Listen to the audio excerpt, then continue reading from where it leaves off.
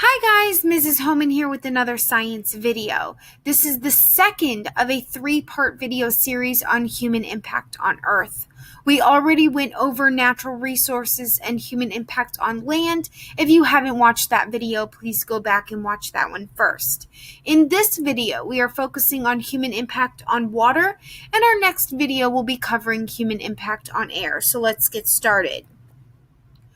Water shapes Earth's surface, affects Earth's weather and climate, and is vital for life on Earth.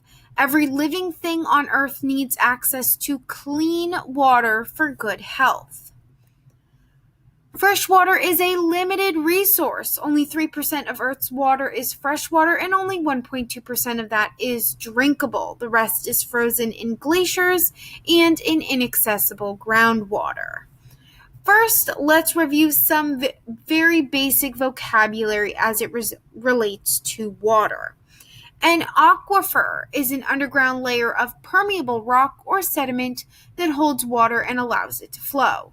People get water from an aquifer by drilling a well. Water quality is a measure of how clean or polluted the water is by testing things like oxygen levels, dissolved solids, pH, temperature, number, and type of microbes. Water pollution is when waste or other material is added to water so that it is harmful to organisms that use or live in it.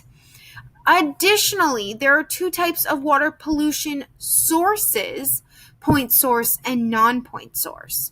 Point source water pollution is from one specific site. For example, an oil spill. Those are very easy to spot. They're coming from one specific thing. Non-point source water pollution is from many small sources and is more difficult to control. For example, fertilizer runoff, especially if it is in a waterway that comes into contact with many people's homes, like a canal system. The fertilizer may be coming from many people's yards and not one specific yard. There are 4 different types of water pollution we will be discussing in class. Each could be caused by a point source or non-point source. Of course, there are more, but these are ones that we will be discussing in class: thermal, chemical, biological, and eutrophication. To begin, thermal. Thermal water pollution is any heating of water from human activity. For example, water is a great thermal insulator. It holds heat energy very well and can remove it from a system easily. So it is used as a coolant in many factories and power plants. If the water is run over a hot machine, the heat will transfer from the machine to the water. Recall from our energy and heat unit, heat transfers from hot to cold. This is considered pollution because warm water has less oxygen for animals that live in water to breathe. Therefore, it is harmful to the organisms that live in water.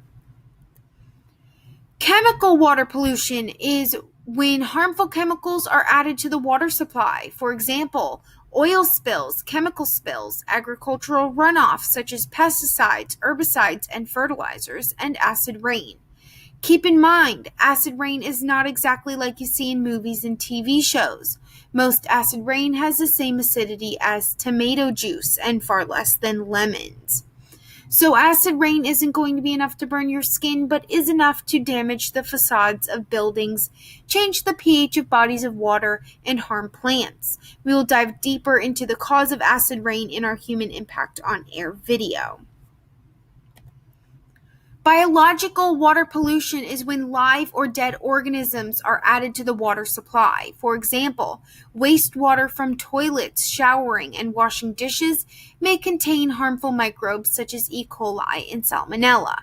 If uncontrolled, chemical and biological pollution can seep into the aquifer and contaminate drinking water. Last, eutrophication is an increase in the amount of nutrients in the water.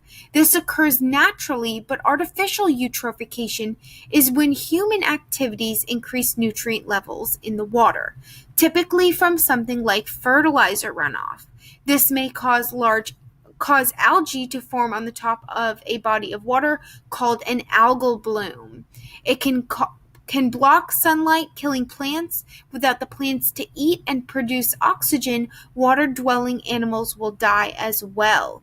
In smaller bodies of water, those dead organisms can accumulate at the bottom, making it shallower and ultimately dry up. So how can we preserve our water resources? First, conserving water, using water wisely, making sure to take short showers, turning off the water while brushing your teeth, and installing water-saving appliances like washing machines and dishwashers, and installing low-flow shower heads and toilets. Second, wastewater treatment, cleaning wastewater before returning it to the environment. There are many ways to do this, but commonly a 3-step filtration method is used, as well as chemical treatment to kill biological contaminants. Third, reducing pollutants, proper disposal and recycling of chemicals. Last, water stewardship, passing laws to maintain the cleanliness of water and limiting the amount of pollutants that are allowed to be dumped into waterways. To summarize, all living things on Earth need access to clean water. Water pollution is when waste or other material is added to water so that it is harmful to organisms that use or live in it. The 4 types of water pollution are thermal, chemical, biological, and eutrophication, and ways to preserve our water resources are through conserving water, wastewater treatment, reducing pollutants, and water stewardship. Thank you all for watching. Have a marvelous day.